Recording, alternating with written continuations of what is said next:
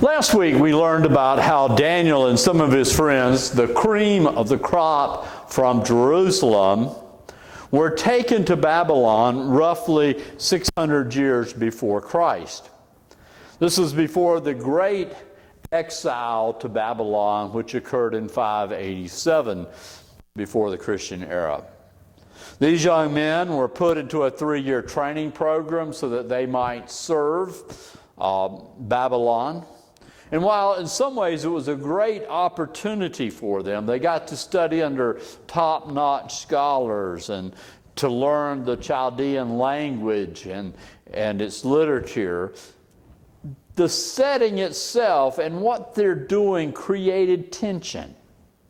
How can they worship and how can they be faithful to their God in such a pagan setting? And much of the first 6 chapters of Daniel raises these kinds of questions. So today we're continuing with the first chapter as we learn of their initial resistance to the Babylonian way of life.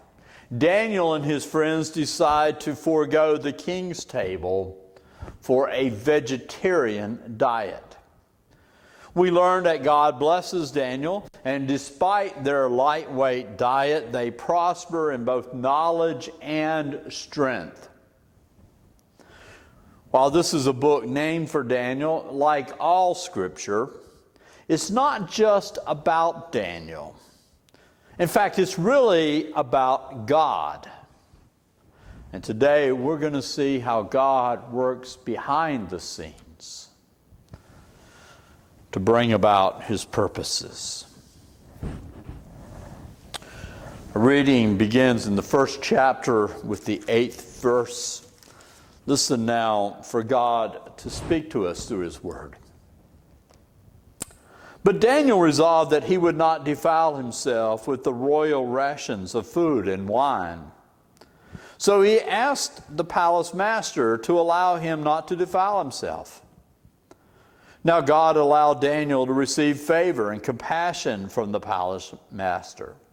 The palace master said to Daniel, I am afraid of my lord the king. He has appointed your food and your drink.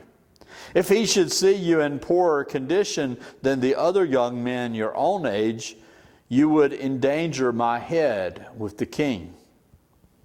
Then Daniel asked the guard, whom the palace master has appointed over Daniel, Hananiah, Mishael, and Azariah, please test your servants for 10 days.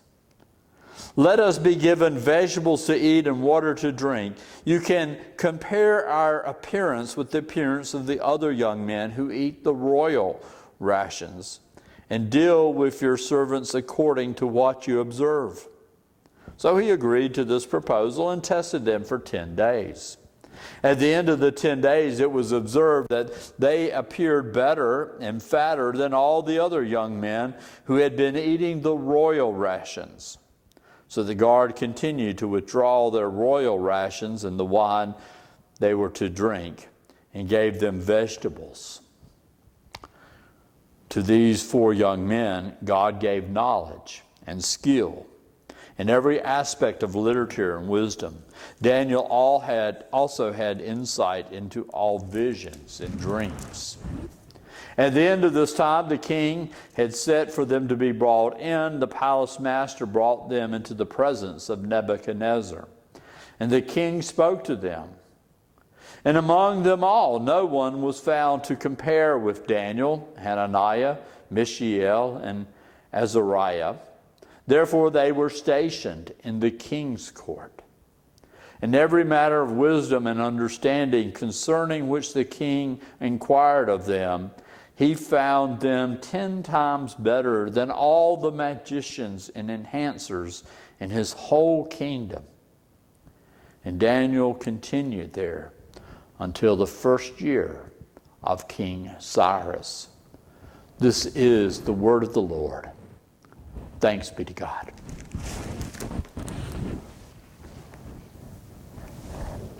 Some of you may remember North Korea capturing the American spy ship, the USS Pueblo, off of its shores in 1968. The crew remained POWs for a year, and during that time they were constantly tortured. When the North Koreans, though, wanted to use them for propaganda purposes, they would clean up the sailors, give them new clothes, and put them in front of cameras. And the sailors decided they were going to show their situation by giving the middle finger to the camera.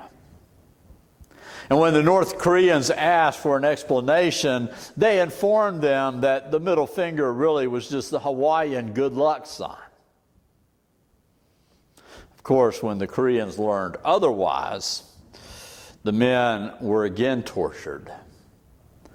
But the symbol had allowed them to defy their oppressors. There are many stories that were told by slaves in the days before the Civil War that helped them maintain their dignity while they toiled as property. One such story was told by Velma McLeod. It was about her great-granddaddy, who was a slave. And he was owned by a stingy master who would not give meat to the slaves to eat. Instead, he said if they wanted meat, they should go out and trap possums or some other game. Well, this policy of his encouraged thievery. Velma's great-grandfather really liked pork and became quite skilled at stealing from the master's pig pen. And when the master came one day to his cabin to question him about the loss of all of these pigs, Velma's great-grandfather was in the middle of cooking some stew with that pig meat in it. He told the master that he was cooking possum stew, though. And the master wanted to try some, and he knew that if the master tried it, he would know the difference between possum and pork. So he told him, well, it's not quite ready. It needs to cook a bit more, and when it was done cooking, he would serve the master. And as they waited, he continued to stir the pot, and the slave kind of mumbled under his breath about how good the stew smelled. And then he suggested, it must be all that spitting in the pot. And hearing this, the master said, spitting? And he goes, yes, sir, he said, us black folks always spit in the pot. It makes the meat good and tender. And the master lost his appetite. Daniel and friends are in a situation like the men of the Pueblo and the slave. They don't want to be in the situation they find themselves in. For Daniel and friends, Babylon is not their home. They certainly would prefer not to be a flunky in the king's court. They are proud of their faith. Jerusalem is their home. They love the temple, and at this time the temple still exists back there in Jerusalem. They would like to be there. But they also know that they will probably never again see their homeland. So how can they resist? After all, the king is a powerful man. And when we can see it in this story, his servants, they're Babylonians, and they are afraid of the king. They're afraid if they don't do what the king wants them to do, their head's going to wind up on the chopping block. So Daniel tries to find a way to resist and decides to turn down the rich food the king graciously provides him. Now, we might immediately think that Daniel and his friends are just being kosher. After all, as good Hebrew young men, they don't want to have anything to do with pork or shellfish or those other prohibited foods. the kosher diet in the Old Testament. But I suggest that's too simple of an explanation. After all, the Hebrew people in exile accepted the fact that their diet would be defiled. The prophets of Ezekiel and Hosea acknowledge this. Jeremiah goes on to encourage them to seek the welfare of the city where they live. And we can assume that applies also the diet of the city. Furthermore, the food laws of the Old Testament did not demand a vegetarian diet, nor did it require an abstinence of wine. They could drink and they could eat beef and lamb and chicken and still be kosher. So what's up? Maybe they're picking their battles. If they directly defied the Babylonians, their lifespan would be greatly reduced.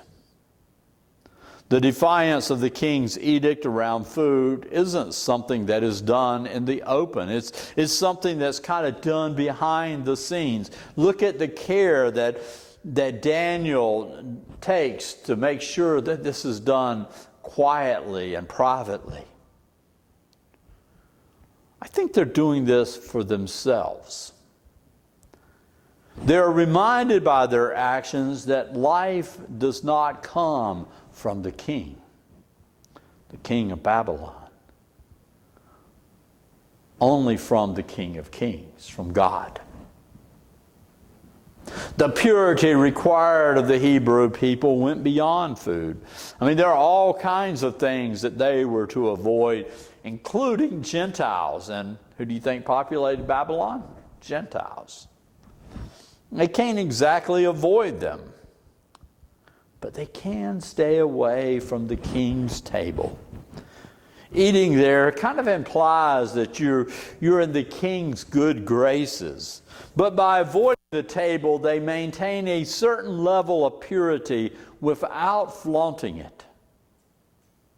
Now, sometimes we feel we should wear our faith out on our sleeves and show it to the world that we're Christians. But Daniel takes a different tack. His food discipline is done privately. It's kind of like what Jesus said about prayer. Don't make a big deal about it. Go in your closet and pray. Do it privately. It's something that's between you and God. Likewise, Daniel and his friends exercised their piety privately. And they opened themselves up to a place where God can work through them so that they all become top of the class. We must also remember that this is not a story for the Babylonians. It is a story for God's people. And it's not even really a story about Daniel as much as it is a story about Daniel's God. And it's a story that's designed to encourage God's people, those who came and lived years after Daniel, who heard about this, to be reminded about the strength of their God at a time when it appears that God is absent. In the second verse from last week's reading, we heard that God is working behind the scenes. God is kind of like a director of a movie here. God controls everything. I mean, God let Jerusalem fall into Nebuchadnezzar's hands. God allowed Daniel to receive favor from the palace master. God gave Daniel and his three friends the knowledge and the skill that they might exceed everybody else in their class. Underground stories exist any time that you have oppression. When you cannot resist outright, we find other ways to resist. On one level, stories such as this create Daniel and his friends into folk heroes who best the king of Babylon. But as I just suggested, if we look closer, we have to realize this really isn't about Daniel. It's mostly about God. It's about God who has authority over even the greatest empire known to the world at that time. While it may appear that Babylon and Babylon's gods are successful, the Hebrews who would later listen to this story knew otherwise. I should say one more thing about the first chapter of Daniel. It begins with the dating of the first attack on Jerusalem in 605 BCE.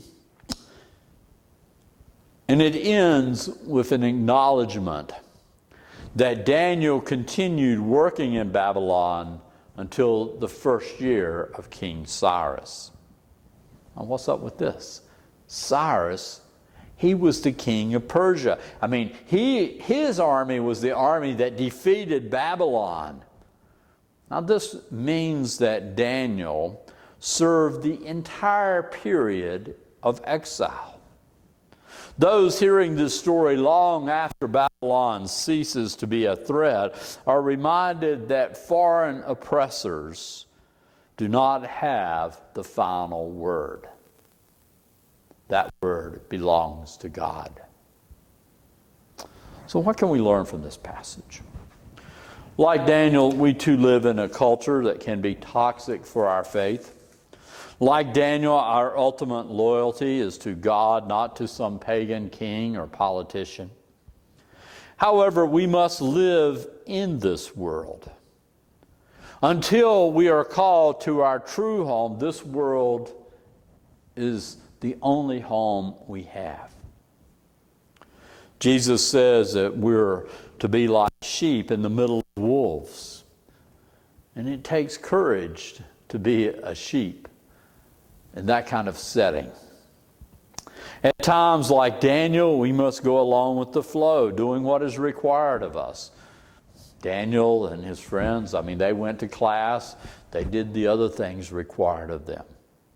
But at other times, we can show our independence and we can remind ourselves that this, while it's our temporary home, is not our true home.